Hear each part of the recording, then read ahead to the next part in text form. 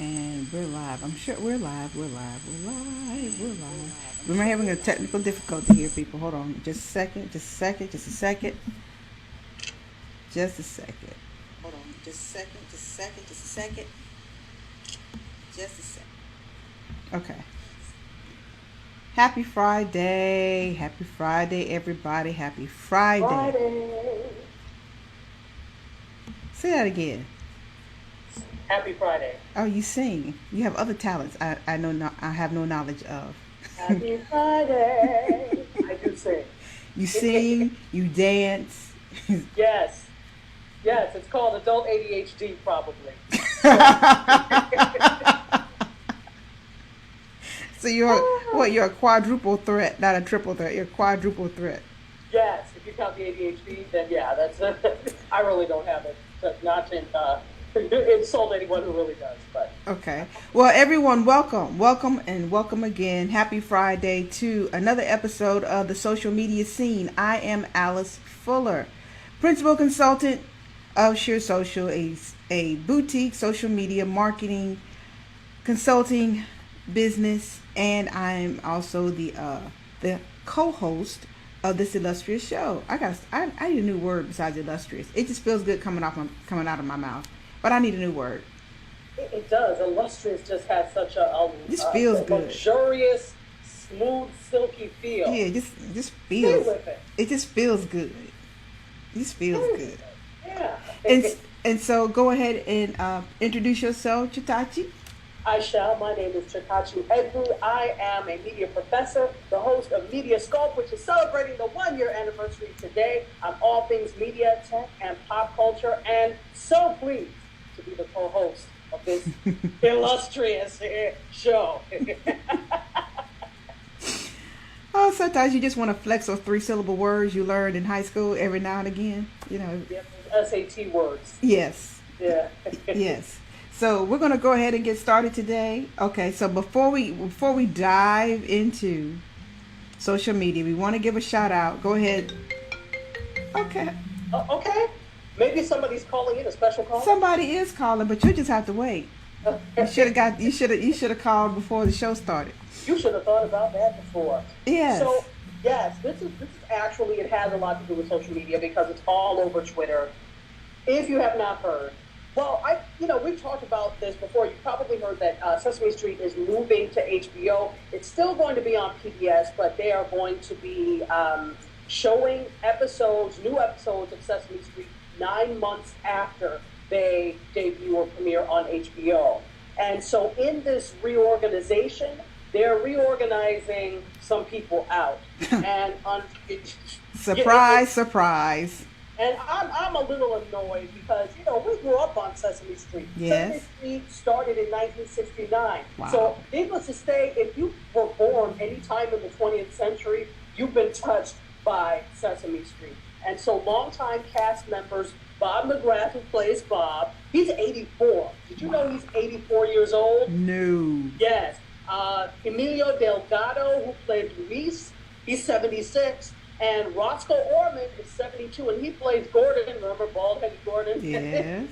They are being let go from the show. This is millennial gentrification. And it's funny, I saw a tweet that said this exactly. That said, damn, even Sesame Street is not safe from hashtag millennial gentrification. And really, they're doing that because, today's child is a lot more tech savvy, has a lot less attention, and I guess that was their move to try and reorganize and freshen up Sesame Street. But here's my thing. You can always learn from the elders. There is always something to be learned from Uncle Bob, Uncle Luis, and Uncle Gordon. So I don't know if I'm happy with that move, but we'll see. Well, even if they got to bring out the old school Texas Instrument calculator, they can still teach you how to count. Well, that's what I'm saying. They can still teach, exactly. They can still teach you how to count. It's still, they're the original inhabitants of Sesame Street.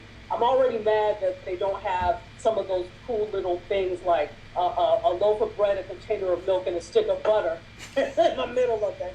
So why take away our mainstays, our staples? So, but we'll see. Well, okay, now putting on the producer hat now. Put it on. I know. I know. Okay. What audience are they trying to reach with Sesame Street now? Not the Sesame Street we grew up with. Me. Never mind about those millennials. You Never already know how mind you them. already know how to count. Okay. I can always use a refresher course. Okay, just like we go for retrainings, I can always use a refresher. I want to hear it from Gordon. Well, I'm sorry. Um, as it is, sometimes you phase the old out, and I'm with you to a degree. You don't have to get rid of everybody. I mean, can you keep one elder? They kept Susan. Susan is still going to be on. I don't know how for how long, Oh, but okay. Susan is Gordon's wife They kept the on the wife. show. They kept the wife, but didn't keep everybody else. Yeah, I don't get Who it. she know? Let me stop. Let me stop. Gasoline cars, Alice. I'm just saying, we know how we know how showbiz game works. Absolutely, we know it all too well. All Yes, too well. we know how it works. I'm just saying, Absolutely. you got rid of everybody but one. Everybody but one. They're thinking it too. Like who you know? No, only you are thinking. Alice, it's only you. No, it's not me. I'm telling you, the rest of them are like, who she know? She too old to do the casting couch. Who she know? I'm just saying. The conversations always go south. I try to present nice, clean information and so taking it down. I'm just keeping it 100, as the kids would say. I'm just keeping it 100. And the reality of it why is, they're changing Sesame Street because they want kids who they're going for the 100 population. well, when you think of HBO, you don't even think of kids anyway. I mean, let's be real. When you think True. of HBO, you don't even think of kids. PBS, kids, they go together like peanut butter and jelly and other things. HBO and kids, they don't, no. Well, you know what? Here's the thing. I do understand where they're coming from with this because it's on public television. Children's Television Workshop has produced it from the beginning Yep. in concert with PBS. Television is an expensive venture. Yep. And PBS is publicly funded. It's a quasi-governmental, pseudo-governmental organ. They get some money, but the vast majority is coming from pledge season, pledge drives, and donations. Mm-hmm. And it's really expensive to keep a show up. So I do see why they went with HBO because HBO has the funding to be able to do something with that. But he who or she who giveth the money also has some say. Oh, indeed. Who's your daddy and your mama? Shit.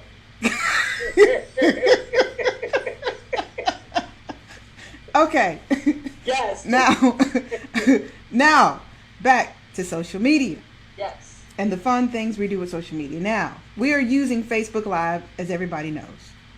If you're watching this right now, you're probably watching it on your mobile phone or your computer on a fan page via this great new tool, well, not really new anymore, called Facebook Live. Mm-hmm. But here's the thing. Now, when most people, when they first got introduced to Facebook Live, you could stream Facebook Live to your fan page. You could do it to your personal profile. You could do it to a group. But now, if you up your game a little bit and you use the Facebook API to do some streaming, Mm-hmm. And I don't want to give away our secrets, but for those 7 herbs and spices, I ain't about to give away and getting this off the ground. This is some Kentucky Fried nonsense. Yes. So for those of you that are thinking of using maybe the Facebook API and all the tools that it takes to Can you do this? I'm sorry. Explain for everybody what an API is because we throw the words around, but sometimes they don't really know. So to keep it kind of simple, basically it's the technology that Facebook provides so that you can do special little things that everybody else can't do. Usually developers use them a lot. The people that are real techie, we talk tech, but don't ask me to code nothing.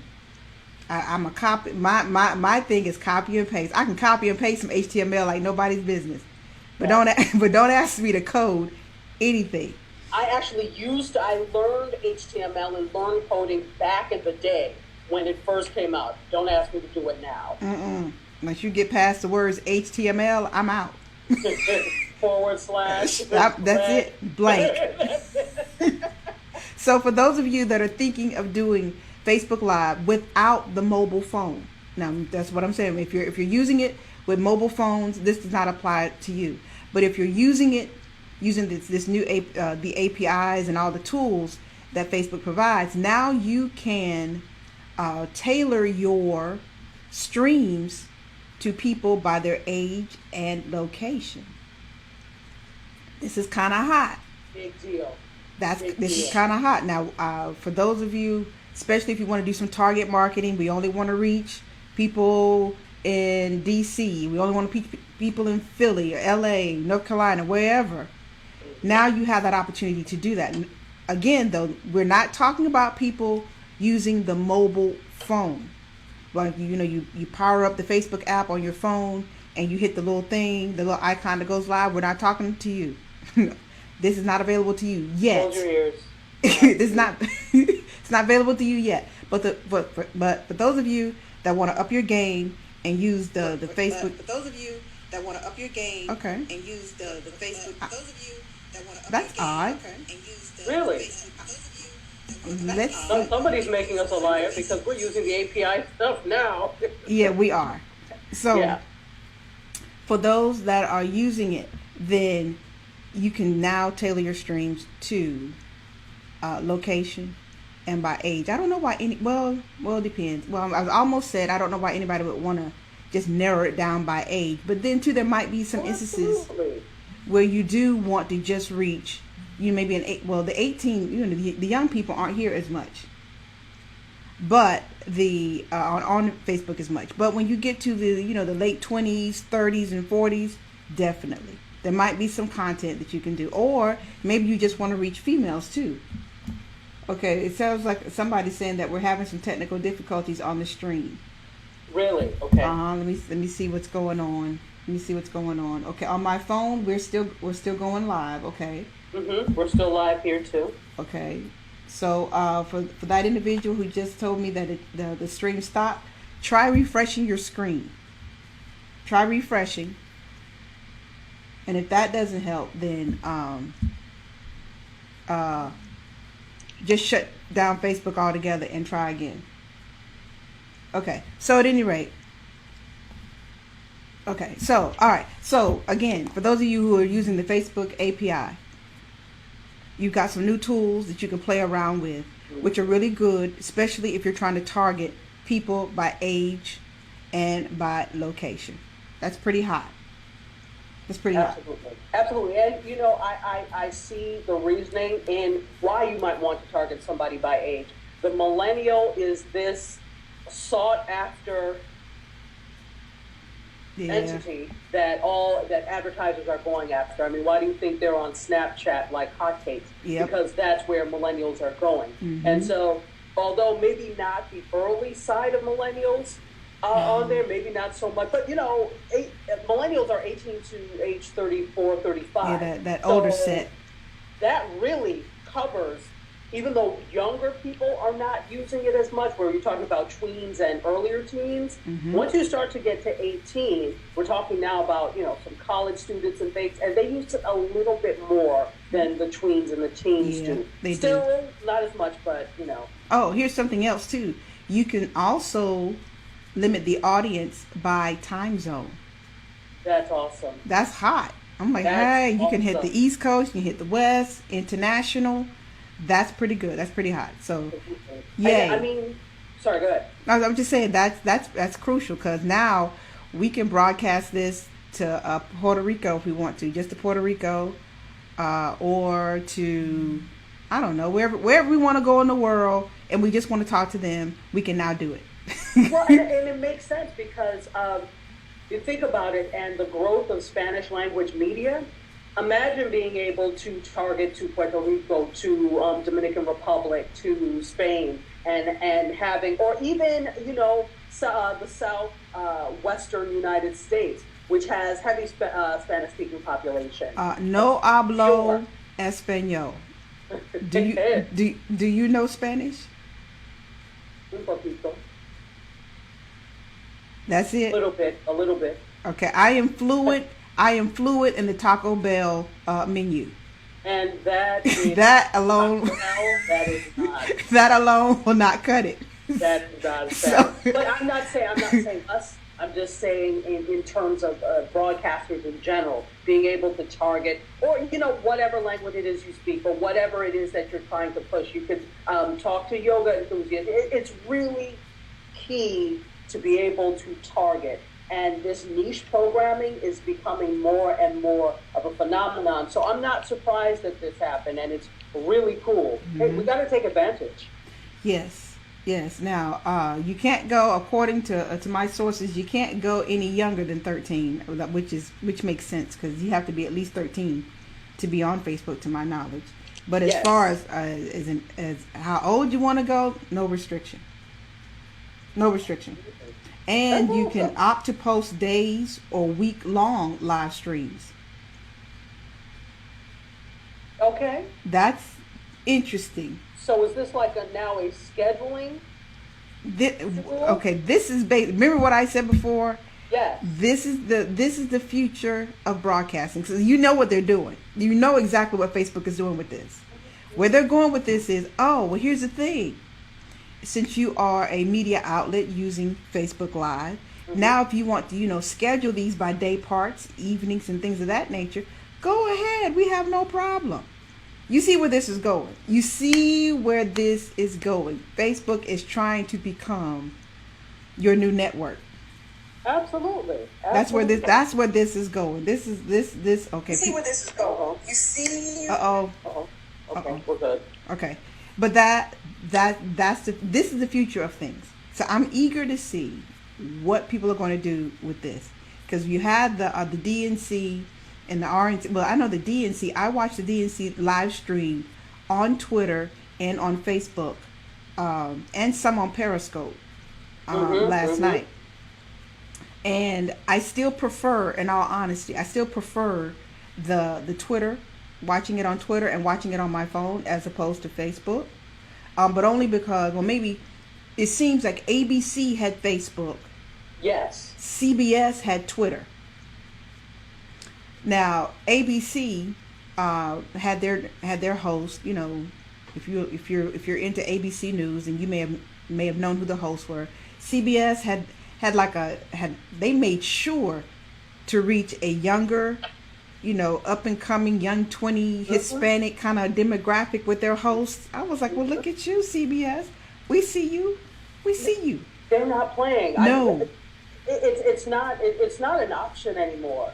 Diversity is no longer an option. If you want for people to stay on board and you're trying to reach people, you can't go with the same old. So CBS is just riding the wave. Yes. And it's funny because back in the day, CBS was kind of seen as the network for the older demographics. Stodgy, Mm-hmm. stale, absolutely. Well, yeah, absolutely. And they were always going to consistently last in the ratings. Yeah. In terms of news broadcasts and in terms of programming. Mm-hmm. So they've really been doing a lot in recent years to try and change that trend. Mm-hmm. I would dare say, based on what I saw with the live streaming of the DNC last night, I just preferred theirs to ABC. Now, ABC being on Facebook, yes, it was fast moving. Yes, it was, just like watching it on TV to a degree. And Right. to your point about what we discussed before, no, there is not any interaction between the anchors and the comments coming in to the live stream. But to their defense, to a degree, when you saw how fast those comments were coming in, you would literally need to figure out a way, if you were going to glean from that, how to slow that down. Because those comments were coming in fast and furious. Same thing with the tweets. People watching, that's what happened. But again, what's going to have to happen is broadcasters are going to have to adjust to that. Yep. Because I think that we can't use the excuse, it's coming too fast. Well, it's an interactive platform. If you were going to do this, we could have just watched you on television. I think it's great because you're able to reach people who normally may not have watched it. It's an extension of what linear television does. However, I don't want to see exactly what is on linear television. What's the difference then? How are you using this differently than what you already do? So what I would like to see from these media outlets is an expansion into new areas, new territories. Guess what? It's an engaging platform. Engage. You don't have to pick. Look, you need to learn to speed read. Pick one or two and address those. And say, thank you, everybody, for all the comments that are coming in. Acknowledge them. This is about acknowledgement, not about your slick production and how quickly you can cut to camera two. True that. But once again, putting on my producer hat, Put on your hat. Pre-produce it. Pre-produce. It's just like you already know. You don't. I'm not going to say game the system, but what I am going to say is, put your influencers in certain places, put them in the stream, and when they're going to ask questions anyway, and so you pluck them. You know who you're going to go to. You think every time a talk show goes to somebody in the audience, they didn't. Well, Lord, I'm giving away the secrets. Let me stop. So.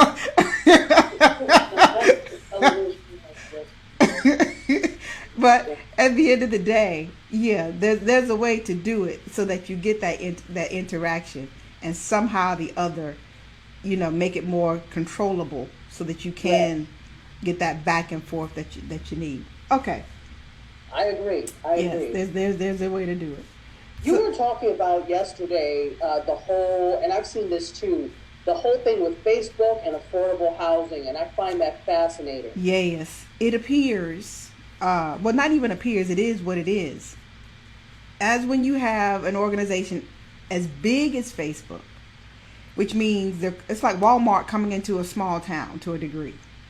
When Facebook comes into a neighborhood, they're going to take over that neighborhood. It's almost like Sony in Culver City, for those of you who live in LA. So they're going to buy, land, and on that land they're going to put housing generally for their employees. Now, those employees are making good money, and 9 times out of 10, they may be making, not maybe, they are making more money for the surrounding neighborhood. So what that means is, you already know what goes up. Property values go up. Right. But that also means everything else in town begins to go up. Mm-hmm. And so what's happening is people are beginning to complain a bit about Facebook, especially there in Silicon Valley. They want to expand even more than what they have right now. And there are people saying, well, look, when you do that, you're coming into our neighborhoods and you're making it such that even we can't even afford to stay here anymore. So what Facebook is trying to do to a degree is we got to build housing for our employees. But here's the thing, we're going to set aside some of this housing for people who, I don't want to call it Section 8 or anything of that nature, but for lower income people, technically, who are not making Facebook money, who are not necessarily employees of Facebook. Right. In their minds, this is their give back. This is our way of saying, we understand that we come into this neighborhood and, things change, and sometimes they change very drastically. Right. So to kind of counteract that, we're going to build this housing. And we're also, yes, we're going to house our employees in it, but we're also going to open up some of this housing to the general public and make it affordable. So Facebook could become your renter. Yeah,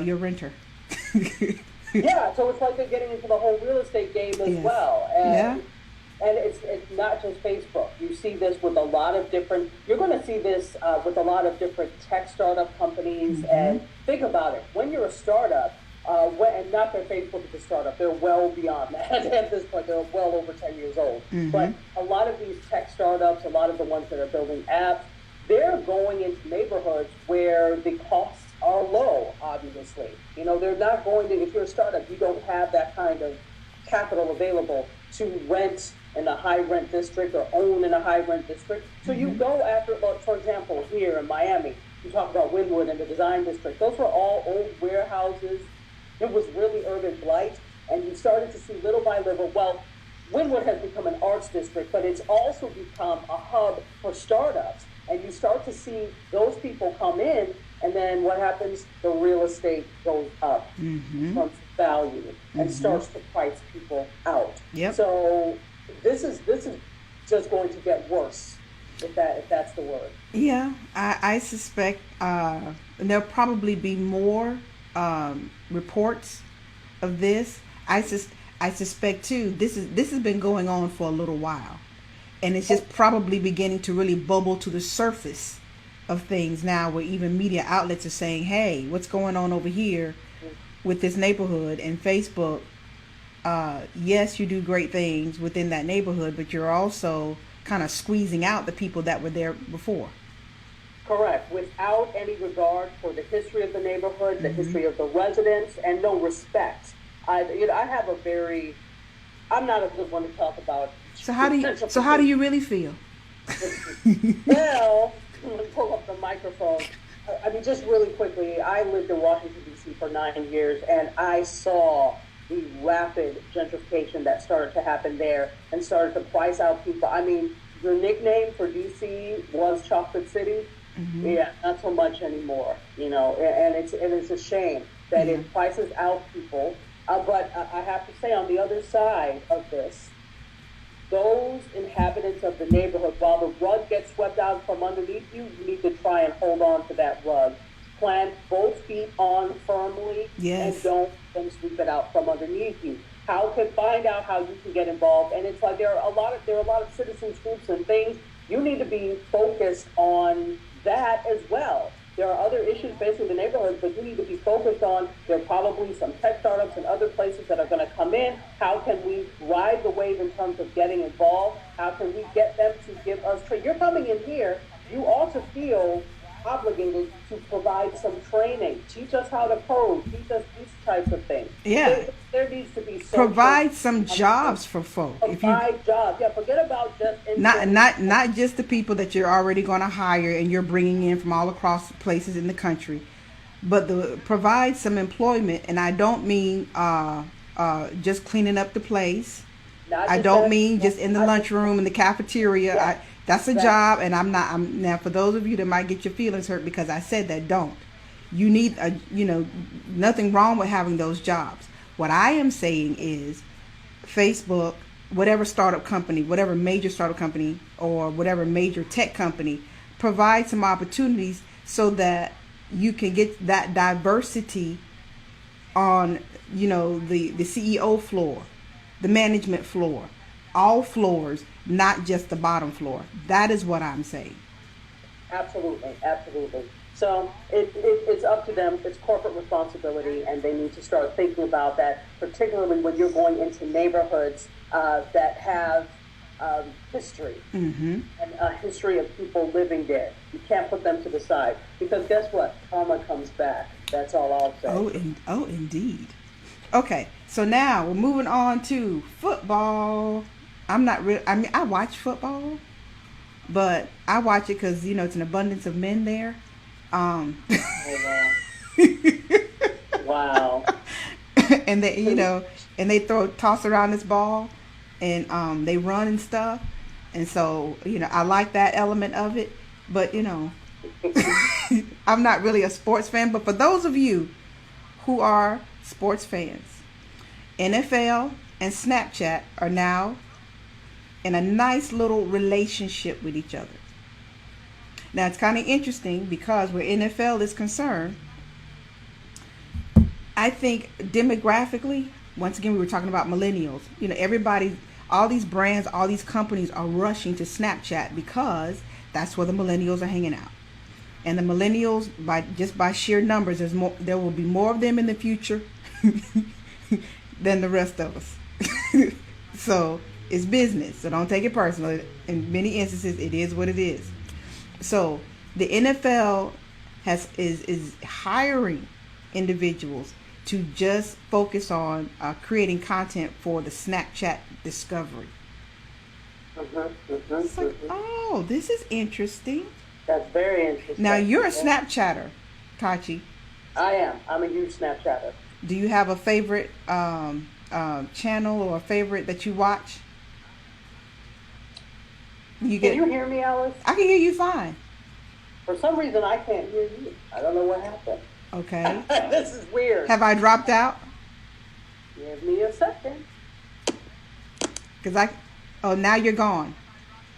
Now you're gone. I can't hear you. Now I hear. Okay, cool. Now you hear me? Okay, I hear you. Okay, You cool. hear- Yeah, I can hear you. I can hear you. Okay, fantastic. Okay, yeah, I don't know what that was. You know what? You're not going to make dummies out of us day technology. Let's keep going. Okay, you asked me about Snapchat. Yeah, so what are you listening to not listening to, but what are some of your favorite stories? What are your favorite companies or brands that you're following on Snapchat? So, you know what? I am really more drawn to the individuals that are creating stories and that are storytellers on Snapchat as opposed to the big brands like, okay, I'll watch some snaps from Cosmo periodically and from National Geographic, who are, two of the brands that have been on Snapchat from the very beginning once they started doing that whole area that incorporated brands.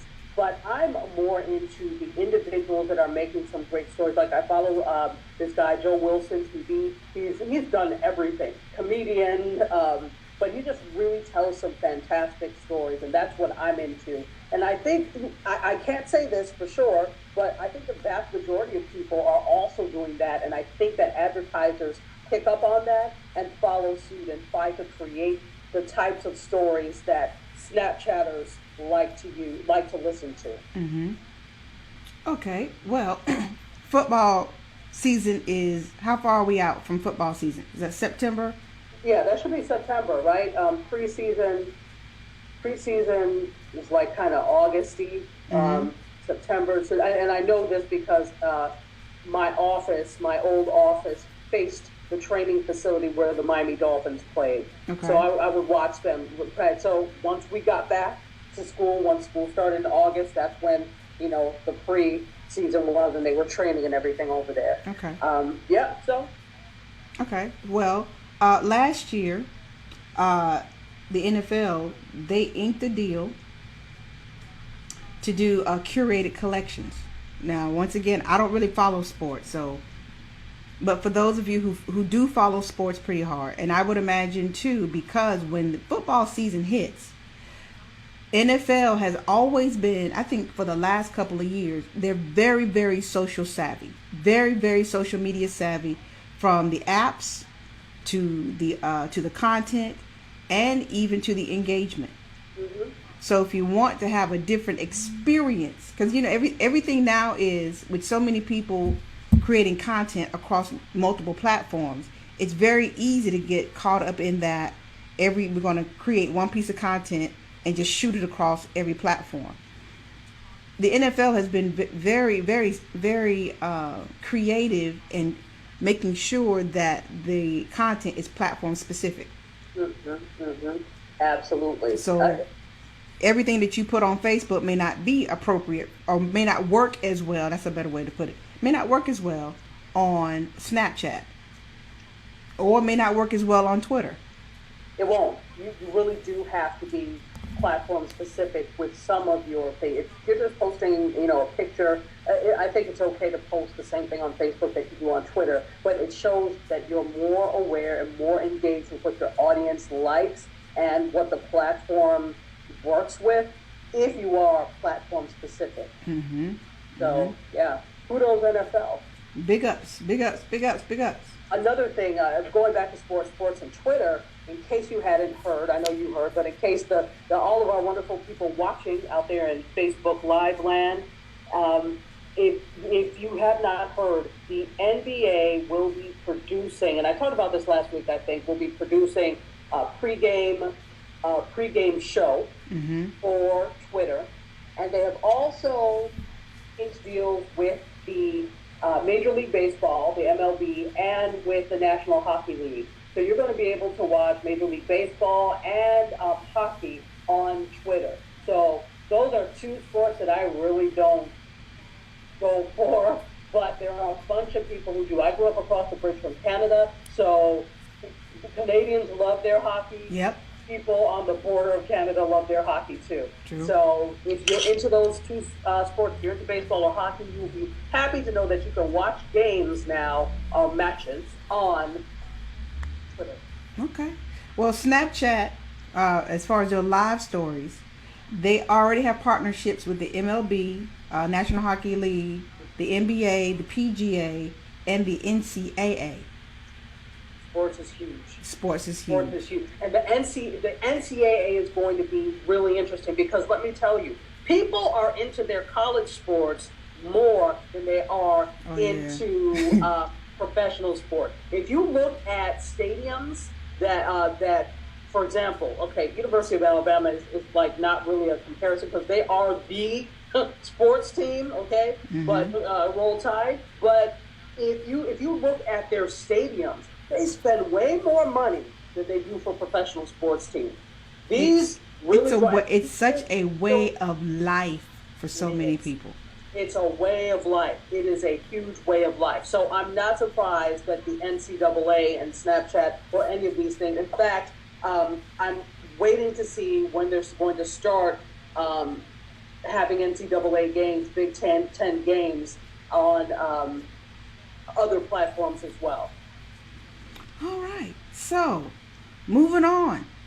Next story. NBC will be using, now remember we talked about last week how you got these YouTube celebrities popping up on different Internet famous, yes. Yeah. You know, being ghetto famous doesn't get you anywhere anymore. So now you need to be internet famous. Yes. So NBC is turning to some digital influence or some internet famous, mostly millennial again, to help with the Olympics coverage. And that makes sense. Yes. That absolutely makes sense.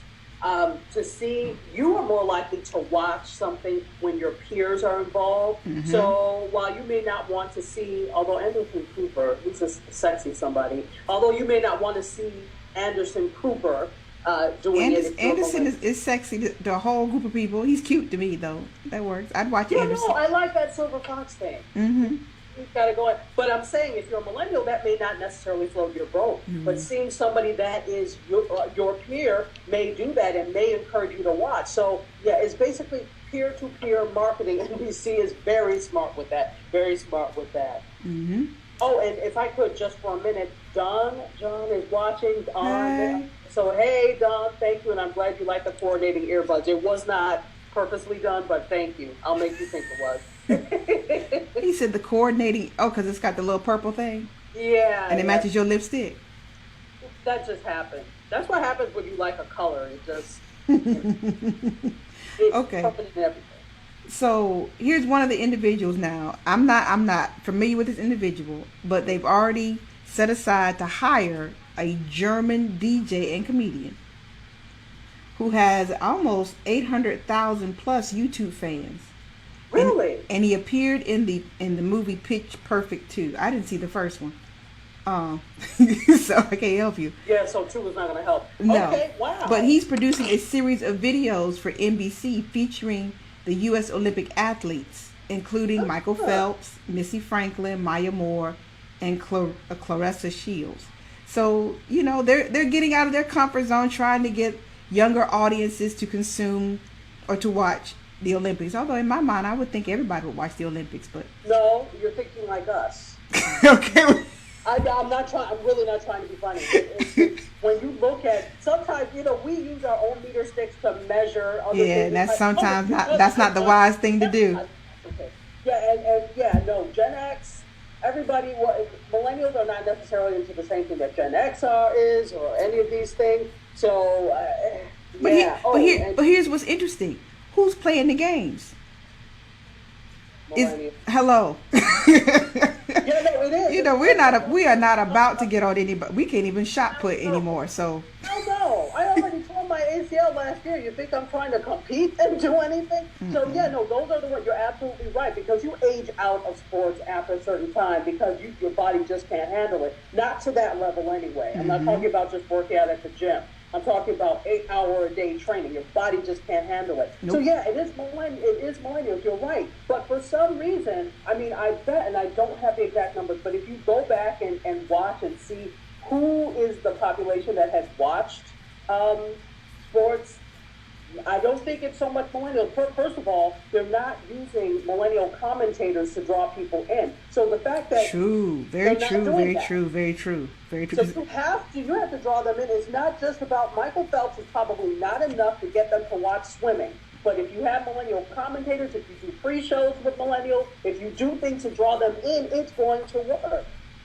Ding, ding, ding, ding. And Kimberly Maya says, I love the Olympics. It's so good. I can't wait for it to start. Donovan, hey, thanks for joining, says, I just watched the opening, and Beijing was the best. I think everybody watches the opening because it's an event. But Yeah. as for the specific individual events, they've got to do more to draw people in and to get that viewership up. And I think engaging these digital platforms and including millennials as commentators is a good way to do it. Kudos, NBC. I'm going to be real interested in watching the real time marketing where millennials are concerned. Yes. Because as we know, it's even though you've got the event, you got smaller events within the bigger event. And things are going to, gold medals are going to be here, bronze medals. There's going to be somebody who's going to break down and cry. Do all of these things happening in real time. And it's going to be really interesting to see how the networks and how these brands are going to take advantage of all of these tools, social media tools and everything else, to try to connect with not only the old schoolers that are watching, but also these millennials. That's going to be really interesting to watch. Well, watch Snapchat. Snapchat is going to be the platform to watch in terms of this, because as we discussed, they very early on got on board with the Olympics, and you're going to be seeing coverage and special things on Snapchat, and of course filters. Look for all of those type filters and lenses on Snapchat. So that is the platform to watch in terms of innovative things with the Olympics, I think. Okay. All right. Well, you already know where I'm going to be. On the Twitter. There you go. I'm a tweeter too. I love Twitter too, but Snapchat is a new love, definitely. Okay. So speaking of Twitter and apps and things of that nature, we all know and love Grey's Anatomy, Jesse Williams. Well, if you don't like him, just be quiet. Just let me get through what I'm about to say. Sit down. Sit down, be quiet, and just let me get my words out. For those of us who adore Jesse Williams, now you may or may not know, he created an emoji keyboard. It's called Ebroji. That's EBROJI. Not to be confused with Ebonics. Not to be confused with what? Ebonics. It just reminds me of Ebonics. Ebroji, Ebonics. Oh, okay. Oh, it yeah. does. Okay. Yeah. It is not a dialect. No. It is not a. Ebroji is not a dialect. It is not. It is GIF or GIF. We have yet to figure out how to pronounce it correctly. Is it GIF files or GIF file? I believe the pronunciation is Jif, like the peanut butter, but Tomato. yeah. Okay. So anyway, y'all know what I'm talking about. So especially if you're on, you're using memes and Facebooks and Twitters and Instagram, everybody's using GIF files or GIF files, to express some emotion. So he actually created this. This is not new, but it's not necessarily that old either. But I don't think a lot of people really know about it. So you go, okay, if you're on Android, I think, and it is available to Android as well as iPhone. And so what makes it a little different than, especially if you're on Twitter and you use the GIF files or GIF file database there, is how they categorize their files, their pictures. Let's put it this way. So there's a whole category named Beyonce. Wow. Oh wait, on this keyboard. On the keyboard, Okay. And then there's another one dedicated to Prince. There's another one, I just used one a few minutes ago, dedicated to Black Girls Magic. Oh.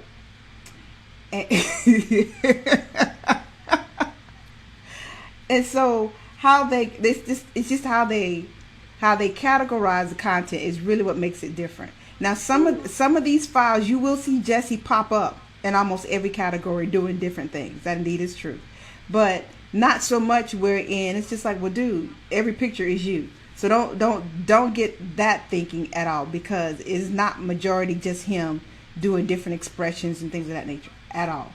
So, but you can go to your app store or the Google. What do people go to for Android? Google Play. Yeah, the Google Play Store.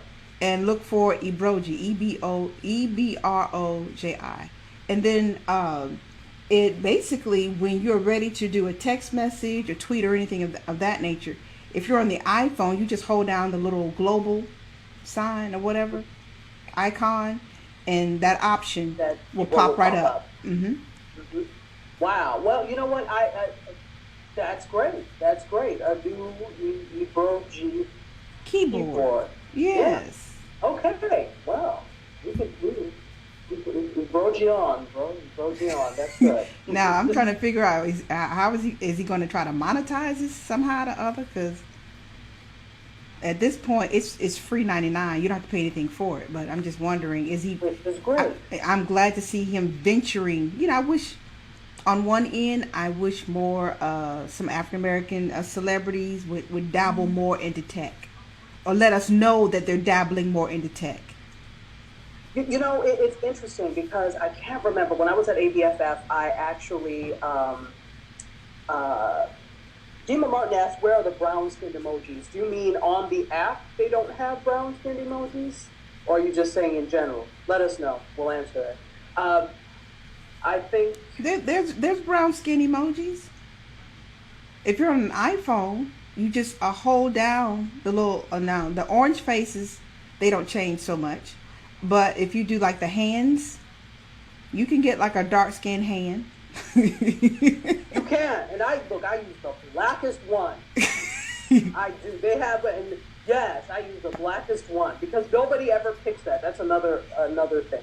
And then I look up like, that's not your color. This is really your color, but it is what it is. I use the darkest one. You can use the clap. Android. Yeah, the claps. You could change those.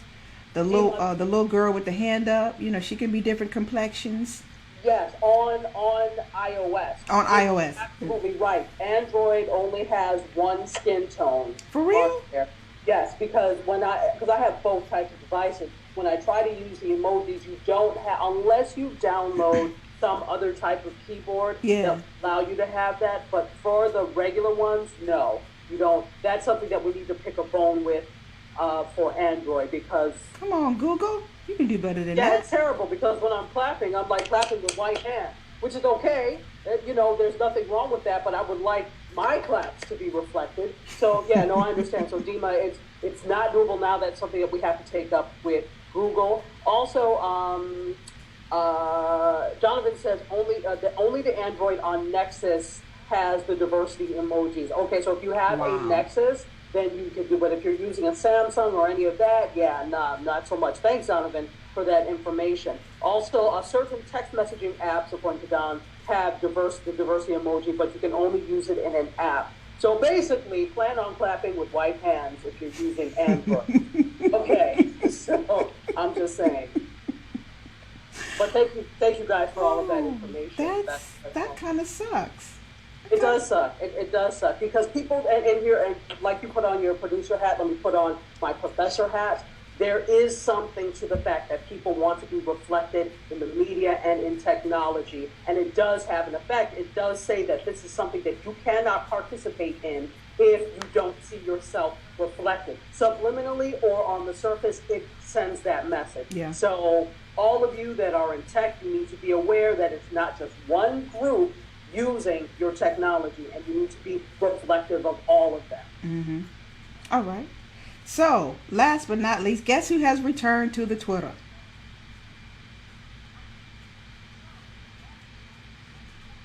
Okay, the Jedi, like in Return of the Jedi. Oh, you got jokes. I do. Tell us who. You already know it's Leslie. Leslie Jones has returned. I want you to say it. Leslie has returned to Twitter. Yeah. She's back on Twitter. You know you can't stay away for too long when it comes to these things. Even though Twitter is stagnant, 310 million daily users, it's still a very important way to get what you have to say across to people in short. without having to really log in and go to a page and all of that. So She's back. She's back. She's back. Let me see if I can read what the tweet was. Oh yeah, I'm sorry. I gotta look at it real fast. Well, it said, well, okay. Now this is her tweet. Now this is not me talking. This is reading her. This is reading her tweet. Okay, and unedited. Okay. So she says, "Well, a bitch thought she could stay away." But who else is going to live tweet Game of Thrones? There you have it. she said it exactly. Exactly. Twitter is too important not to be on when you are a celebrity. That is where people get you. Regardless of what they say about it being flat, an awful lot of celebrities are on Twitter. And if your presence is not there, kind of hard for you. But welcome back. Yeah, well, we'll get somebody to be on it. If even, and I tell this to even clients, and I tell this to small businesses and classes that I do, who just don't get Twitter because it's not intuitive to them. Facebook they can use like they breathe and drink water, comes natural to them. Twitter, for some other reason, they don't get it. Well, how do I do this? I don't understand the hashtags. I don't get it. Okay, so the reality of it is, for a business, think about it. You want to know what the conversations are. And you can be on Facebook, but you know, we all got our walls and settings up. So if I could be talking straight trash about your business and you wouldn't even know 9 times out of 10 because it's harder to search. Mm-hmm. Twitter, on the other hand, unless a brand or a person's profile is closed or private, all the conversation is right there. You don't even have to log into Twitter anymore. Twitter.com. Just stop right there at Twitter.com and you can search for your hashtag. You can search for your business name. You can do all of that and still see what the relevant conversations are. So even if you don't have a profile, you can still get some useful, what I call intel from Twitter. Absolutely, absolutely. So there's a couple of things I have. One is Snapchat, one is Twitter. Go ahead. And so with Twitter, we know that they have this verification process now that is open, right? Mm-hmm. A little more open, and anyone now can apply to have a verified account, which means you have that little blue check. And what they've noticed is that they have verified significantly more accounts since they have done that. Mm-hmm. But then there also been a lot of tweets like, what the hell, I guess I'm not important enough. And these are people that have a lot of followers that are very active on Twitter. So it calls into question now, what algorithm or what system are they using to determine who is verifiable? It's the same system they used before, which is why I said, don't sweat getting that little piece of validation, because at the end of the day, you can do everything you need to do without it. It's somewhat on one level it's somewhat superficial, but on another level, if you are in that position wherein there are so many people creating profiles that are similar to yours in name, then you want to figure out a way to verify especially if you're a celebrity, actress, up and comer, whatever it is. Right. Yeah, you want to figure out a way to make sure people are not tweeting the wrong profile or they're not going to the wrong place. Yes. But for the rest of us, at the end of the day, it's nice to have, but... Well, they basically told me I was chopped liver, and what they've been doing is sending out the form letters of thank you at this time, da da da da da da. And so Don John says I should apply before I get famous. Try and see if you get accepted and see what happens. But I'm chopped liver. I mean, I'm not trying to say Dawn, move closer to the screen, dear heart. Even if you get celebrity status in your life, there's still no guarantee you're going to get verified. Exactly. So live your life, okay? In the words of Rihanna and them, live your life. Live your life. And so, bouncing over to Snapchat land, this is really interesting because brands are really getting on board with Snapchat, mm-hmm. but you haven't really seen a lot of luxury brands as of yet. Good point.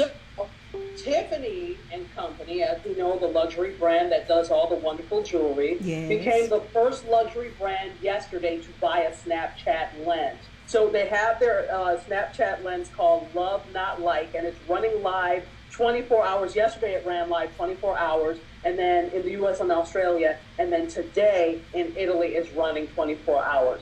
So, and it's also, they're also doing something on Instagram, because on Instagram they're giving you a preview of the lens, and what it is Tiffany blue hearts that stream from the mouth and eyes of a crowd of young women. How nice. Okay. So, I'm just trying to wrap my mind around. I can understand a luxury brand, using the social media, of course. Facebook, it's a given to a degree. Some off-platform types of things. Off the network. Creating their own platforms just for. I mean, that's the whole thing about being luxury. It's all about exclusivity. correct. So I can see a luxury brand creating their own form of Facebook, their own online community, like Ning back in the day. Mm. But at the end, but my next question right after that is, now we understand that if brands are rushing to Snapchat because that's where millennials are, what millennials? I mean, are millennials making that kind of money to afford Tiffany stuff? Okay, thank you very much. Here, well, they have the cheaper line, so they have the silver line or whatever, which kind of pissed off the people of the luxury brand brigade, because it's like, well, now you're cheapening the brand or whatever. But they do have that line that's like the silver jewelry, which in my eyes is expensive for silver jewelry, but it is what it is. It's more affordable. So they do have that. Maybe that's what they were thinking in terms of this. But here's the thing. In terms of when you look at luxury goods and spending on luxury goods, it's down. It's not like it's going sky high and through the roof. So what's happening is luxury brands still have to make money, and they're looking to non-conventional ways to do so. And this is why Snapchat filter is on there. And you start to see a little bit of this with Fashion Week, and how Fashion Week was big on Snapchat. So of course, that's Fashion Week is what? It's playing up some luxury brands, some luxury designers, and you're starting to see that. So Watching that evolve is going to be interesting. So I'm like, is Gucci on Snapchat yet? I mean, not yet, but I'm not surprised. Wait for it. They may, okay, so brands like Fendi and Gucci, all of these luxury brands, they are probably still reluctant, because here's the thing, and this is why I don't understand why advertisers are continuously chasing after millennials. I teach millennials in college. Half the time they ain't got no money. I don't understand what you're trying to do. Not that they will not buy, and I do get that you are also trying to build relationships for the future. I get that. They don't have no money now, but they don't have it now. They can't buy their damn books. maybe, we were talking about maybe they're targeting that older millennial, maybe? The other end of the millennials, like the mid-30 end of it. That could be it. But still, I mean, if we're looking now, how many millennials are positioned in a place to really be buying Cartier and things on a regular basis? And to that, Don John says some of us still try to shop at Target on a Ross budget. Well, Hey, ain't nothing wrong. Nothing wrong. I don't see a problem. Not at all. Not at all. And Joe Wheeler says still people, or most people, want value. So these people go to where there's valuable merchandise. Dima Martin says we don't have the money. We don't have the money. You're exactly right on that. Dima. But you know what? I would be willing to bet maybe they will tie into that millennial need to appear, for some millennials to appear like we're doing more than we really are.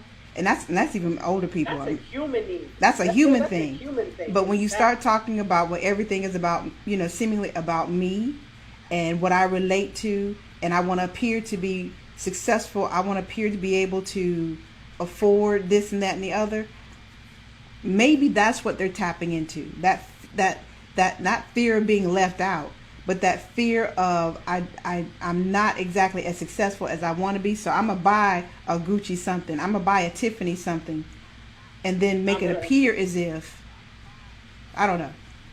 So Well, and Don John brings up an interesting point because he says, however, who's buying Jordans with no money?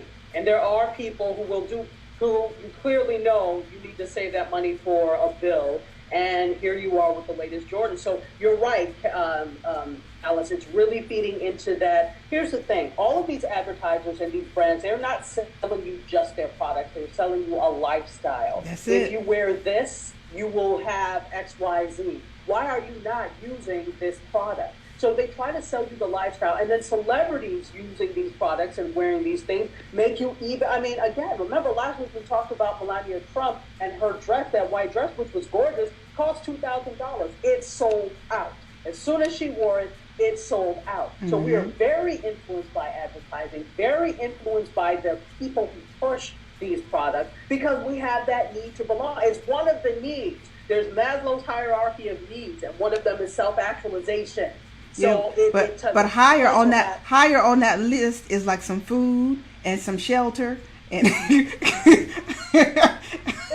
is. But the same people who eat food and shelter are online buying Jordans and trying to get the latest iPhone, and damn shelter and damn food. I'll figure it out later. And advertisers know that we'll find a way come hell or high water. Rent is due, but you're in line for new kicks, says Donovan. Exactly. Yeah, absolutely. But bigger, in addition to that, feeding off of that need to be important and to be with the Joneses is also the thing of they're trying to build relationships for the future. So you may not have the money now, but later on, I want you to think about Tiffany when you are buying your first piece of high-end jewelry. You'll remember that you saw it on Snapchat. Oh, all right. Well, that's it for the day, people. That's it. That is it. That is all. That's all we got. So, thank you everybody for watching. Please share the broadcast with your friends and frenemies. I don't care. You don't have to like them. I know you don't have to like them. Hell, you ain't even got to talk to them. Exactly. For the purposes I need, I need you to serve. Just share it. Share it. Especially with those people who want to stay abreast of what's happening with social media. We try to make it fun. We try to make it engaging. So yeah, be our little ambassadors for a second. And we'll, I don't know how we'll repay you yet, but we're still, we'll find a way. Well, yeah, we'll figure it. We'll figure that out. And thank you to everybody on Facebook Live and in Facebook Live land. Dima, Joel, Don John. There's a bunch of you. Kimberly, Alice. Yes. Thank you, everybody who is watching out on Facebook Live land and the people we actually know as well. We appreciate you. Yes, we do appreciate you. Have a great weekend. It is Friday, so get out. Well, it's hot. It's hot most places. So be cool, be safe, and get out and have some fun. Peace and love. We'll see you next week. Yes.